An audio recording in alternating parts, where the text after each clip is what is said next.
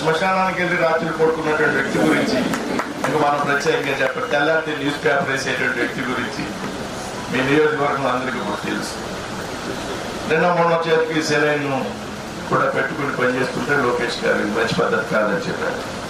ఈ విధంగా ఆయన చేపట్టినటువంటి కార్యక్రమం ఒక అద్భుతమైనటువంటి కార్యక్రమం. దీన్నే చక్కగా ఉపయోగించవలసినటువంటి బాధ్యత మనందరి మీద కూడా ఉన్నది. ఏ రకంగా ఉపయోగించుకోవాలనేది ఇందాక రామానాయుడు గారు చాలా స్పష్టంగా చెప్పడం.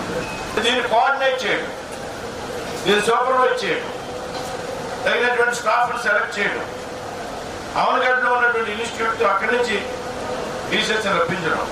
ఏంటి అవనగడ్డ ఇన్స్టిట్యూట్ ప్రత్యేకత అని అడిగితే రాష్ట్రంలో డిఎస్సిలో వచ్చేటువంటి జాబుల్లో సగం జాబులు ఆ ప్రగతి ఇన్స్టిట్యూషన్ వరకే వస్తే అంత అద్భుతమైనటువంటి కోచింగ్ ఇస్తారని చెప్పారు. అంత డబ్బు ఖర్చు అవుతుందనేటువంటి ఆలోచన లేకుండా